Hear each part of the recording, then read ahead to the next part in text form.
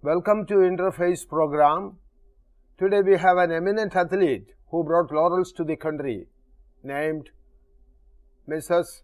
Anju Robert Bobby George, who brought laurels to the country from World Track and Field competitions and also who was in the limelight of Athens Olympics.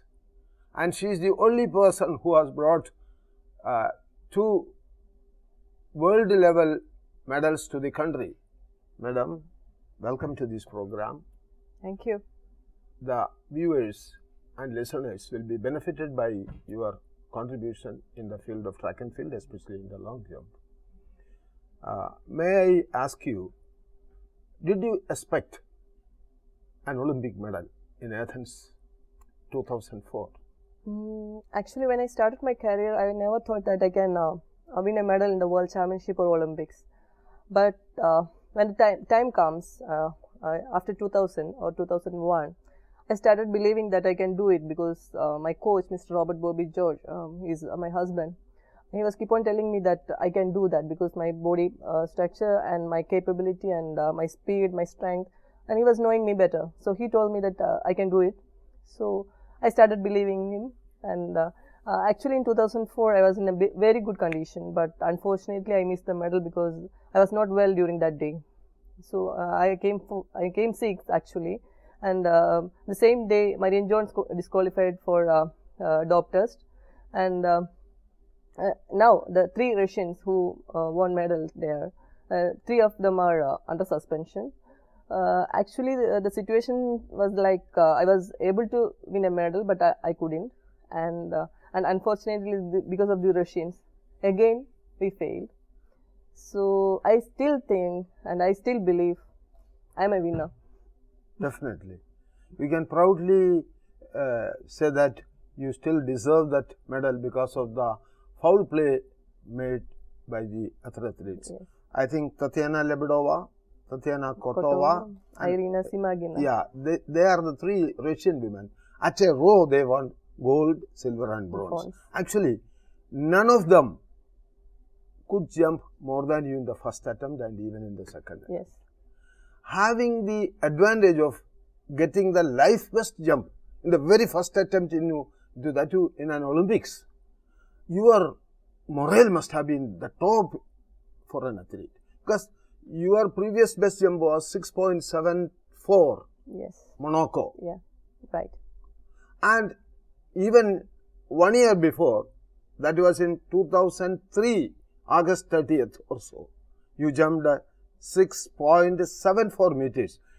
Jumping 9 centimeter more than the world medal winning jump, you would have been the happiest person, most excited person in that situation. I thought, as a coach, you would definitely make use of that situation. But your second jump was equally good. Again, life best, 6.76. But on the third jump, you had a failure. And it is a very great tragedy in my career and also to the career of many people in the world.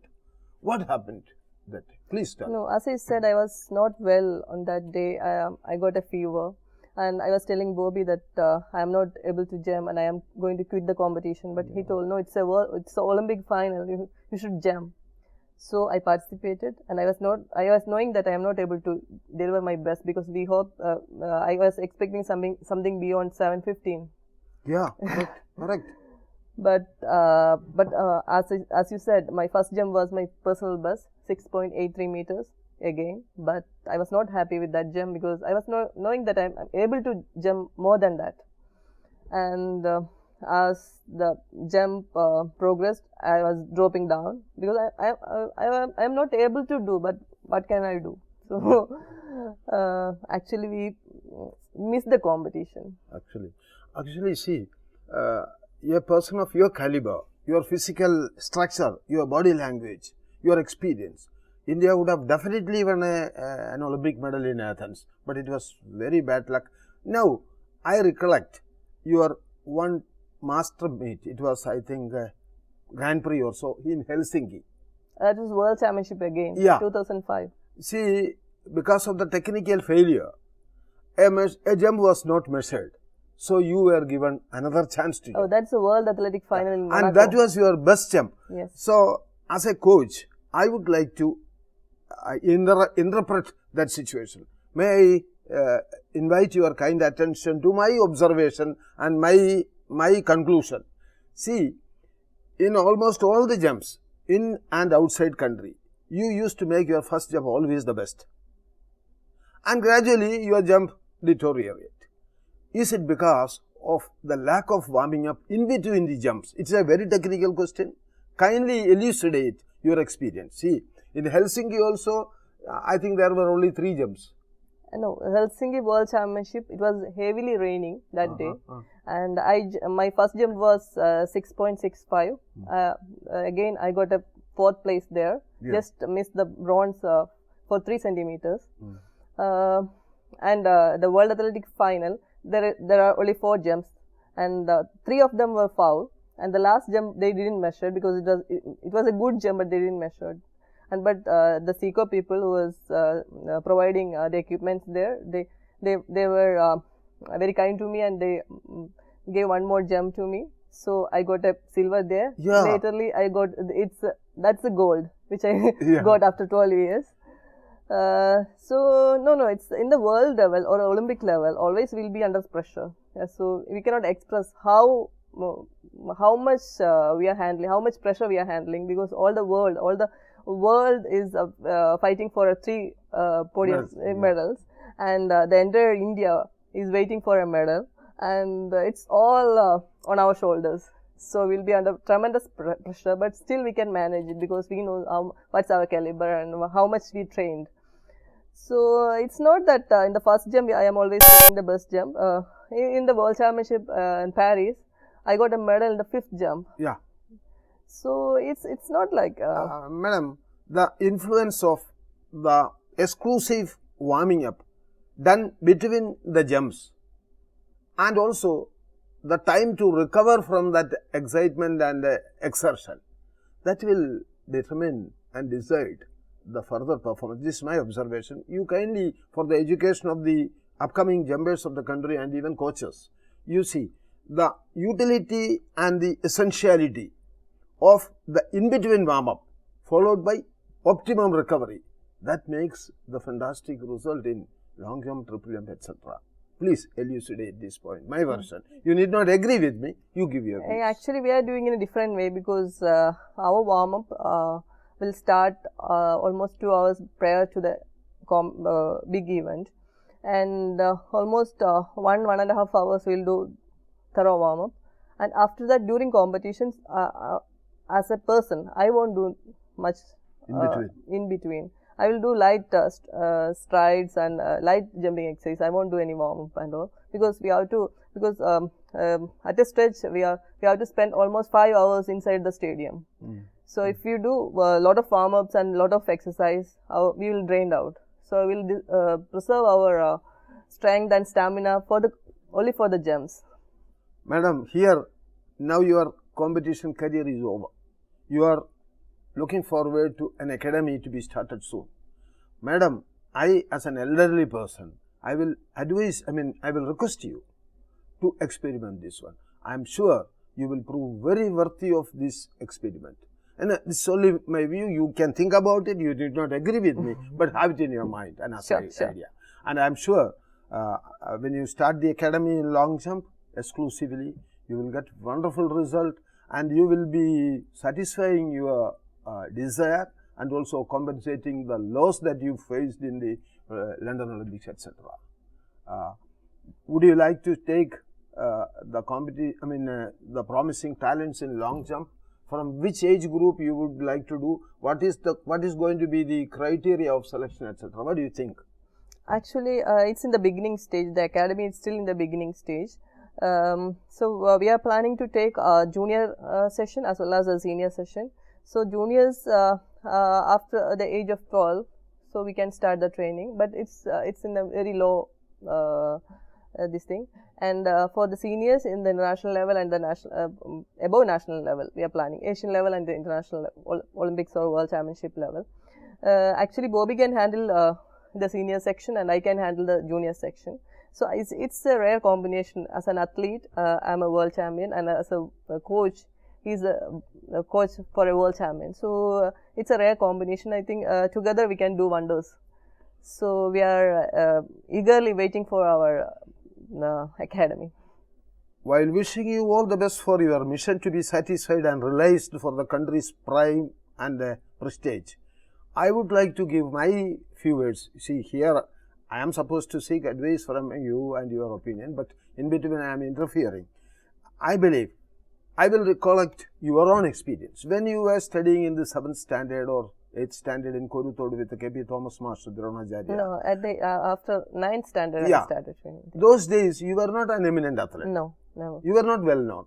But even after joining your pre-degree class in the Vimala College, Trichur, in 93, I think you must have been 17-year-old or 16-year-old.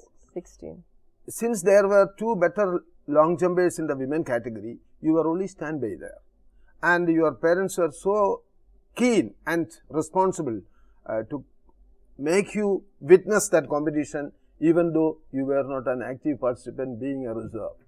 And that type of involvement of the parents, your keenness, that has given you much benefit of watching the experience. But the very next year onwards, you started winning the medal for Calicut University. And I think it was in 94, early March, Mahatma Gandhi University organized this meet where you were a standby athlete. And in the next year, it was held in Jaipur, Rajasthan, Right. Jaipur University. There you won your silver medal, I think, in the long jump. Yes. And you have never looked back afterwards. You went to various other competition levels and even up to the winning of world medal in Monaco in 2005. 2005 5 again. again. Yeah. And now tracing your background or your past, what will you advise the young athlete and also even coaches? Because coach and trainee, that is the interrelationship and it is a joint venture. What will you advise to the young athletes and also the coaches training? How they should identify the talents? How should they progress? With your own experience and achievements, you will be able to give better ideas. How to pick up the talents, how to proceed with their training, how to make them the world level athletes. Kindly elucidate. Though actually, it's a situation in our country that our coaches are not getting enough support and enough exposure in the international level. Because in international level, the techniques and the training and the load, everything is changing every year. But in our situations in India, they are not getting any chance to witness what's happening outside India and what's the real world of sports. Because what's happening inside India, it's not a sports. It's not sports. Actually, the sports is happening in Europe or US. So they are not getting a chance to witness what's happening outside. And only our athletes are getting exposure and not the coaches. So they are studying only what they have learned in 1960s or 1970s. But the things keep on changing. So they have to up to date everything. And the athletes, they believe that the training is everything. But it's not like. We have to do training and we have to peak in competition, not in training. So that's a wrong concept. What's happening in India? So they are doing good training, but they are not able to reproduce the same thing in competitions. So what I was doing training and I was trying to peak through competitions, through Grand Prix competition with top level athletes. So I was not worried about my medals or my position in Grand Prix competitions, but I was worried only the performance in top level competitions like World Championships or Olympics. You can actually my all top jumps, all leading jumps which I have got in Olympics and World Championships. I was in the top 6. I was in top 6 in almost all the competitions, like 3 World Championships, 2 Indoor World Championships, 2 Grand Prix finals. I was in top 6 because that was my idea, peaking through competitions. So now in India, it's no, our athletes and our coaches are doing too much training, but very less competition. Madam, the technical terminology of what you have explained is correct periodization. Yes. To get the athlete at the right time, Yes. at the peak, Yes. that is the most vitalist, like we can say two superlative, Yes. most vitalist phenomenon. How to bring the athlete at the desired time at the peak.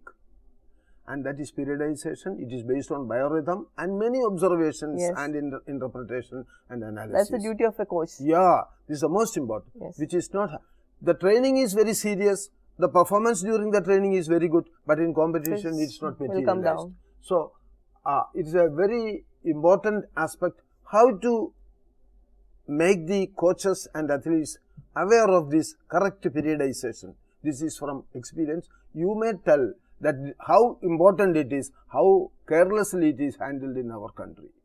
The more importance should be given to get the performance at the right time, and that is periodization. How to get it? It is a theory, but how can it be applied? It's as a person, I can tell that it's through experience. Correct.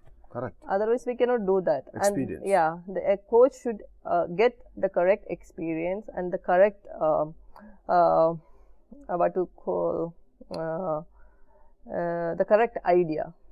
When, which date, and which time the athlete should get the peak. So it is also, madam, based on the principle of supercompensation. yes. When the training is increased, the performance will come down. When the training is reduced, the performance will come so it is the nucleus point. Yes. And this can be mastered only with the theoretical knowledge and applied knowledge. right. And watching the periodization and supercompensation, all these things will vary from athlete to athlete. Yeah. Some people need more rest. Yes. Some people need hard work. Even I was doing my best performance. I was carrying on after the major event almost 1.5 months. I can deliver the same jump even after 1.5 months, even in the top competitions. This is the same thing what you That's said. sustainability of the performance. But we should be clean. Yeah, very clean. And the sustainability of the high performance will vary from person to person, Yes. depending upon the person's quality, attitude, and the training done. Dedication. Here, dedication, most important. Devotion also, Yes. I'll say. Madam, then, by the by, what is the role of yoga? What is your idea? But because we never make use of yoga in our training. Even if somebody makes, they are very few in number. The advantage of yoga in getting the focus, concentration, meditation, determination, devotion, all these things are the byproduct of yoga. I believe you need not agree with me. Kindly tell your view about yoga. Actually, I never tried yoga during my competition days, but I heard it can do wonders. Then why don't we do it? See, the greatest unpleasant surprise is that there is not a word about yoga in the syllabus of coaches course in either in Patiala, Bangalore, Salt Lake, or anywhere else. And yoga being a purely Indian product, our sports never make use of yoga. Even Edwin Moses, Carl Lewis, Lee Evans, all these foreign athletes used to make use of one aspect or the other aspect of yoga, where we tend back to the yoga. And as a great athlete of the country, you will be able to influence the Indian society to make use of yoga and its ultimate scope. Madam, our students spend a lot of time for sports, preparation, participation, recovery, all these things. And how at the same time they have to take study also seriously. How can these two different activities of students be combined for common profit? Performance high and academic performance and life, career, future career. How can these be harmonized? Actually, it's a wrong concept that if we do sports, we cannot excel in academic. Because my husband, he's an engineer by profession, and his friends few friends, they were doing MBBS along with sports. So I personally believe we can we can do together, because it gives us more concentration, and we need very little time to study, because not like other students. Yeah. So I personally believe we can do together, because it's a wrong concept. It's a wrong social concept. Even parents and teachers, elders and media. Now with our new syllabus, our students are not getting enough time to play out. Yeah. They will be always in front of books, and they will be always learning things, but they are not reproducing anything in life. Correct. So we should excel in something. It's not in sports. We should excel in some what to say, in something in life. but when you talk this one, I remember the brilliant sports person are loved and respected and concerned by the students of the same class and the serious teachers. Yeah, sure. They can make advantage of this when Yes. they go for sports participation outside the state, or when they come back. They all will be eager, Ready to ready support to help. the So help. take the help from the students, friends. The Yes. sports persons are respected and loved. They can make use of. Only how to utilize it. And when you talk about these things, I remember Roger Bannister. He is the first person to run a mile. That is, mile means Yes. 1,600 Yeah. meters or so, below 4 minutes, which was said to be an impossible thing by the experts of the world. Whereas, when he was a student of medical, MBBS 4th year or so, he broke the barrier of running a mile below 4 minutes. I think he is a neurosurgeon in St. Mary's Hospital, London now. He must be, it was in 1952 Helsinki Olympics, and in 54 only he broke the record. So he set an example as a brilliant student and a wonderful athlete. And there are many people like you set example of your husband, and there are students who do medicine and engineering and excelling in athletics and other sports activities. So it should be set an example for others. As a solution to the existing problem, the students are not able to concentrate in studies because of doing sports training, etc. What is your suggestion? How can we solve it? So actually in India, sports is an extracurricular activity. So my opinion is that we should take into mainstream, because it's for the wellness of our people, and we can give an awareness about the fitness, and it's a lot of things, because with only studies we cannot do anything. We need a healthy body and a healthy mind. So for that, for the youngsters, we can introduce sports into their mainstream, and we can take the advantage of that. Like any other discipline, Yes. like mathematics, science or anything, Sports sports is should a be- separate science yes. with all the facilities and Facilities. respect Yes. of other subjects. Wonderful suggestion. Yeah, unfortunately, in our schools now they don't even have a 200-meter track, Yeah. where even a grass track where our juniors or our children can play Yeah. without fear. Yeah. There is not even a 200-meter track. So It's a pathetic situation. your suggestion is to improve the facilities for playing Yes. and make sports an independent subject Yes. of the academic, Yes. array. Yes, So more people will be we can do wonders. Yes. We can do wonders. Actually, with respect to the talents, we are much better than any part of the world. Yeah. But we are not able to We utilize are a mixed culture. wonderful talents we have. We are not able to make use of. Yes. Nowhere in the world there will be so many 400-meter runners of the world class as if from this small area of this country. Yes. We have so many people, but we are not able to utilize their Utilize talents. that. So more planning, more effective planning, and more effective execution of the planning. If they can do, we will be best in the world. Yeah, sure. So may your future academy prove what you aspire and what you expect for the country. May God bless you. Thank you.